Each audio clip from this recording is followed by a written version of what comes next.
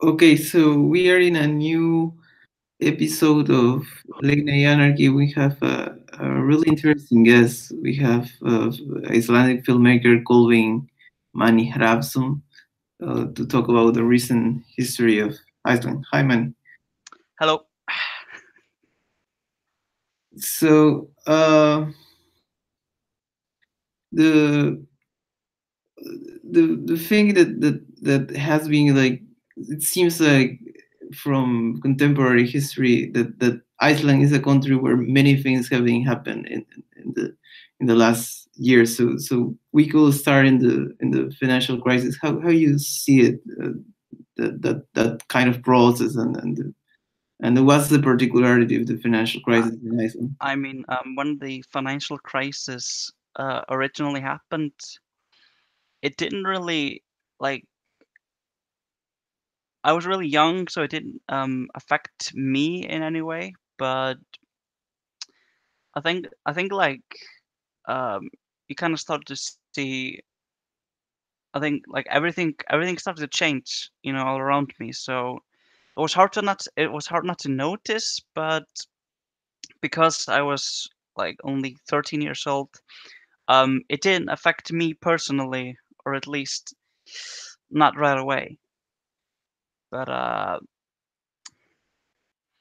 think about some 3 years after the financial crisis happened, um, my dad my dad was basically bankrupt and he moved to Reykjavik. So yeah. Uh, So it was particular because of the banks, right? Because it I, was kind of different than in other countries, and it seems to be the impact a little bit higher. mm, I mean, I'm not. I mean, I'm personally like not an expert when it comes to the causes of the financial crisis.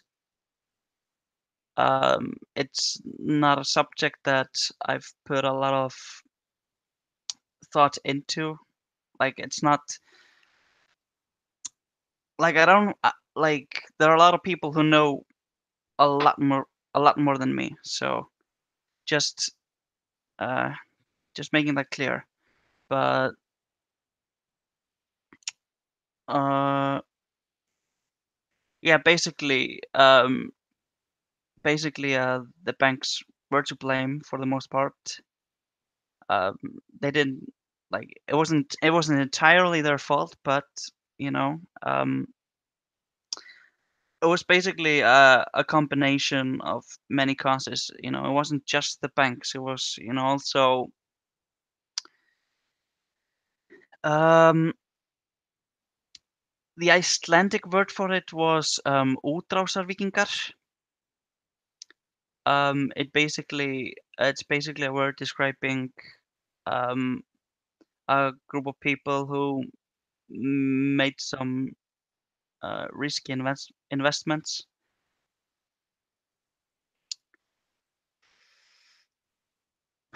Both your fans, I think. Can you maybe can you maybe cut the live stream because I don't want to make a fool out of myself. Yeah. Like uh I'm not talking about a subject that I know all that much about. Okay. Yeah, we could move to other topic. The like the parties. They it seems that that crisis led to the parties surging Oh uh, yeah, one of the I think one of the interesting I think one of the most interesting parties that probably probably wouldn't have e- probably wouldn't have existed if not were for the financial crisis would be Jón Gnarr's the best party or Besti flokkurinn. yeah. I think the creation of that particular political party was basically the result of a lot of frustration towards establishment politics, and when I first heard about the Best Party, I thought I thought it was just a joke, but then Jón Gnarr became the mayor of Reykjavik, so I think at that point a lot of people realized that politics in Iceland wouldn't really be the same anymore. Yeah, you mentioned also. I mean, Jón Gnarr, for the people who don't know, he was a musician, a punk musician that called himself an anarcho-surrealist and was mayor of. Yeah, Jón Gnarr. I don't know if he called himself. I don't know if he called himself an anarcho communist or whatever it was, but I do know that in his biography, he said that when he was like a teenager, he uh, he used to read Kropotkin. And he So was, yeah, yeah, that seems that interesting. was But you also once mentioned that there was a politician of the Social Democratic Party that also was closer to anarchism. who? A politician of the Social Democratic Party that was closer to Oh, oh, anarchism. oh. I think you might be referring to Össur Skarphénsson. Yeah, I think. I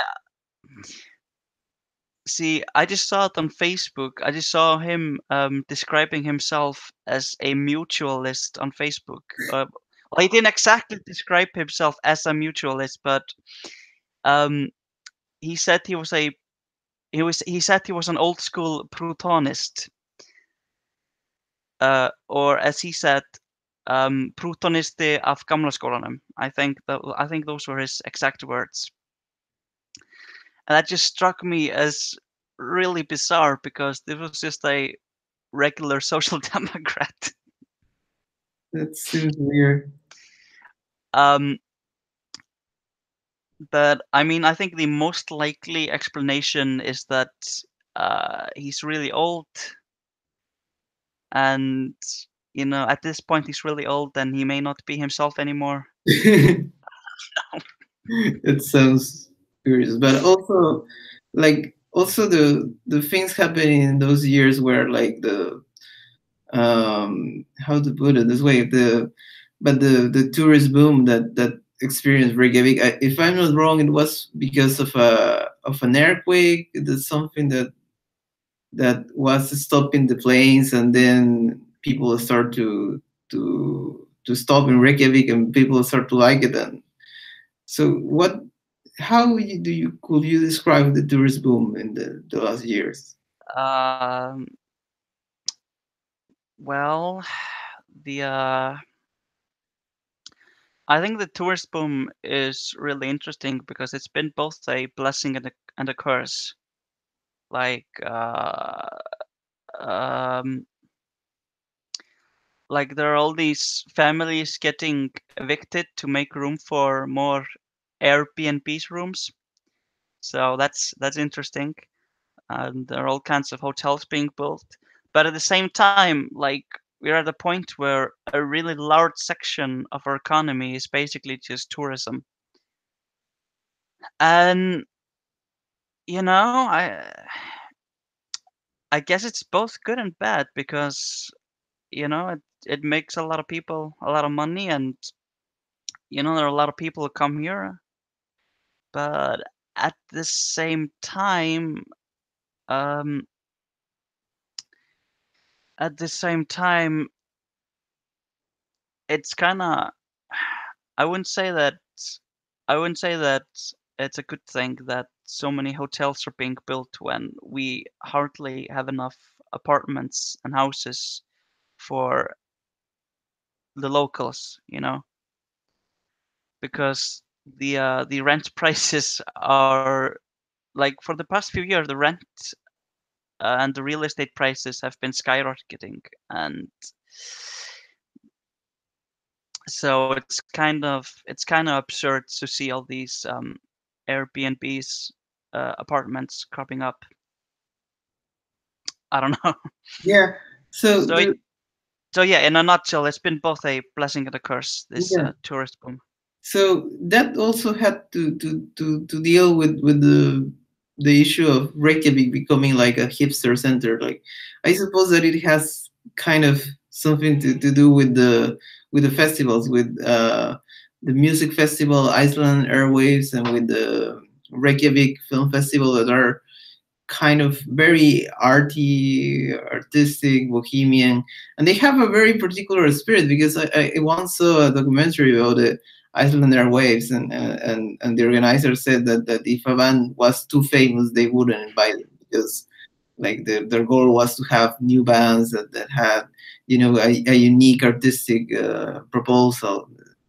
And also the Reykjavik film festival also has kind of a more indie film or kind of vibe than the North festivals that try to reach Yeah, to that's their true. film. I think the movie I made 3 years ago, I didn't submit it to Reykjavik Film Festival, but like it was kind of inspired by all those um, weird, boring, funny movies and all these artsy movies that I had seen at Reykjavik Film Festival back in the day.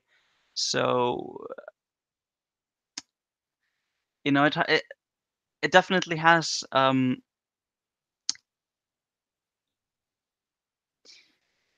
it definitely the festival definitely has this hipster vibe that kind of rubs off on you.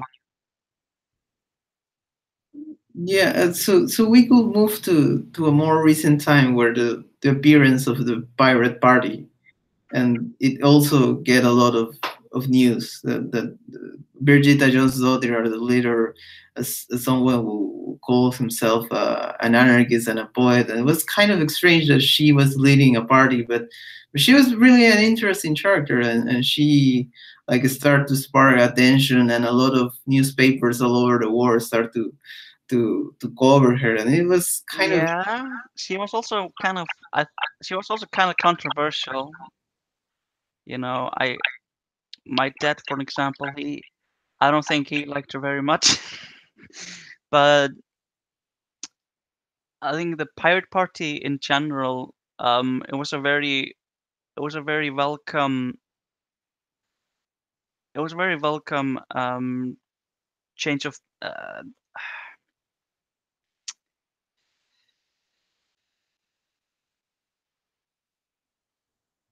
Kind of trying to I change, can't find the words. like a change of the political scene in some way. I was going to say a change of pace, but I'm not sure if that's the right way to describe it. But basically, the pirate party was very different from um, all the other political parties that we were used to. So they got a lot of support in a really short time, and at this point, I think they're on a road to becoming one of the mainstream parties here. Yeah, that seems curious, because I think outside Sweden, they don't have that much support, because they appear in Sweden, if I'm not wrong, and they have appeared in other parts in Germany, in other parts of Scandinavia, but I think in Netherlands also, but not necessarily with that much success. So in Iceland, it was kind of the place that where they had a lot of, they built kind of momentum, Yeah, particularly and around Birgitta Jónsdóttir. Was kind of charismatic in her own way, I guess. yeah, and I don't think they could have found as much success anywhere as here in Iceland. You know, I think that, and I don't think pirate parties in general are gonna find more success out in the world than right here, because I think um,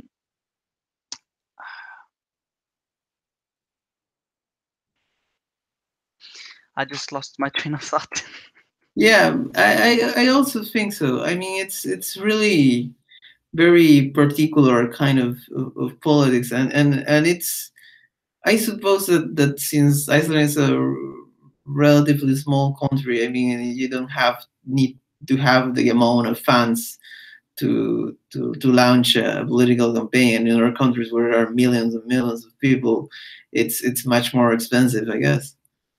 Yeah, it's true. I think that you don't really need to have any money to launch a successful political campaign in Iceland.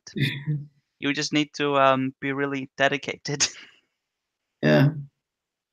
So to the next point, what happened after like the Pirate Party didn't win, and there was kind of a political scandal that led to the surprising left greens winning? And how do you see the left greens?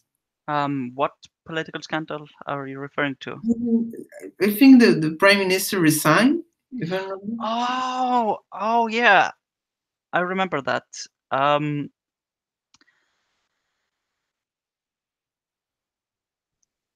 okay, there have been a lot of political scandals. I think I may need to look it up. But then Um, the also what I was basically asking you was the fact that the left greens hmm. they managed to win the last elections after. Now I remember what political scandal you were referring to. It was all this Panama Papers fiasco. Yeah. Uh, yeah, basically his family attempted to hide millions in an offshore account. And I think at one point he was confronted about it in an interview, but he just left at that point from the interview. Yeah, and to the point that Iceland is now like with the left greens with Katrín Jakobsdóttir. So Mm. how's the difference between like the left greens and the Pirate Party, for example? What would be the Well, the Pirate Party, um, I would say that the Pirate Party is more flexible politically.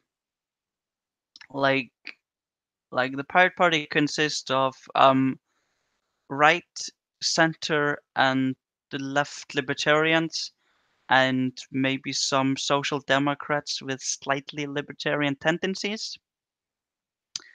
Um, it's generally speaking considered a left-wing party, but um, you know, freedom is considered a big deal in the Pirate Party, which is why you will definitely find a few right libertarians there.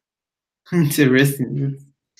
That's so Um, accurate. Whereas the left Greens is basically a it's basically a social democratic party with an emphasis on environmental issues. So they are to the left of the Social Democrats in some way. I guess you could say that. But um, the Social Democrats are, you know, as the name implies, Social Democrats. Um, and of course, they care about environmental issues too, but there's no like emphasis on it like with the left Greens.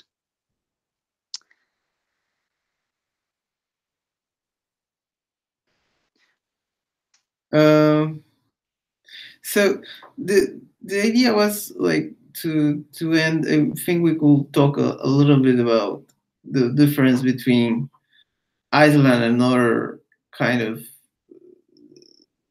Scandinavian Nordic countries. I think that Iceland has the less developed welfare state that is much more limited in many ways, like the service Um, and that kind of things. what did you say? I think the screen froze for a second. Okay, so the idea was that maybe to end the conversation, we could talk about the difference between like the welfare state in Iceland, the particularity of the welfare state in Iceland, because like people generally think that Iceland has, it's very much like the other Scandinavian Nordic countries with a large Yeah, welfare state, and if I'm yeah. not wrong, it's not necessarily that the case. Um, I do know that Iceland has a very extensive welfare state. You know, Iceland, the political system in Iceland, it's a free market so it's a free market social democracy with a very extensive welfare state. I think uh, I think that describes it pretty well. And I don't know how big the welfare state is in Norway or Sweden or Denmark. I'm pretty sure the welfare state in Denmark is a lot smaller than the one here in Iceland. But yeah, basically, I don't know how to compare like one. I don't know how to compare the one to the others. You know. Yeah, I understand. So maybe we could talk on last topic. So, for example, like um, there are libertarians like anarcho-capitalist writer David Friedman who talk a lot about medieval Iceland as an example of anarchy. So how does Icelandic people see that? Um, I mean, the political system in Iceland um, during those 300 years, when we originally founded the Alþingi, I guess you could describe it um, as a kind of anarcho-capitalism before the idea of anarcho-capitalism existed. But you know, it was a political system with a parliament. Basically, uh, you had all these chieftains who and lawyers and law speakers, etc. Basically, the chieftains called themselves skoðar, and they each had a region that they represented. And if I remember correctly, about once or twice a year, all these skoðar, all these chieftains would basically come together on Alþingi and they would discuss legal issues, etc., etc. And I mean, in a sense, I don't think um, there definitely were some kind of laws at the time, but I think it was just basic stuff such as if you kill someone, then you gotta pay the family or leave the country, you know. And and if you killed someone, it was very socially acceptable for someone in their family or one of their friends to kill you with no repercussions.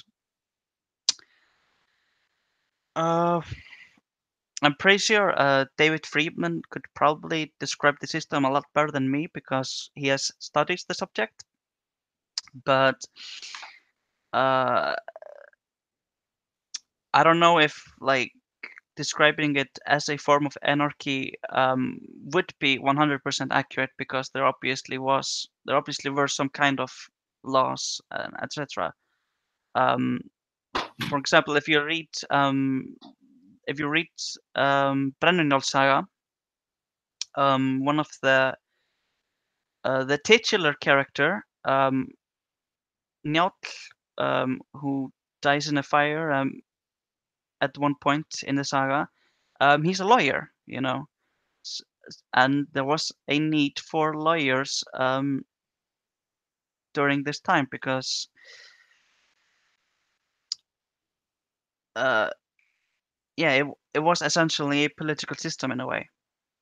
Okay, so the other question was is anarchism or libertarian socialism or libertarianism in this Mm. free market way, like mainstream, or not, I don't know if mainstream is the word, but relatively popular in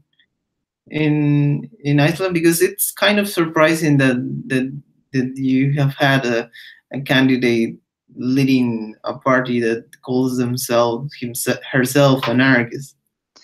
I would say that uh, libertarianism in Iceland, I don't know if it's popular per se, but uh, there are a few thousand right libertarians and anarcho-capitalists, as well as a few thousand left libertarians and occasional libertarian socialists, etc. Uh, I think, but like most of the people in this country are either social democrats in some way or conservatives, etc. I wouldn't say that libertarianism is that popular here. Okay. But like if you call yourself a libertarian of some sort, you can definitely get elected because I don't think it's a deal breaker for most people when they're like at the ballot box. Okay. So I think we could leave it here. It has been very fun talking to you. Likewise, I'm not really good at talking to people, especially not live, and especially not um, in front of a microphone or camera. But I hope this was informative. Yeah, I think it was. Thanks. Bye.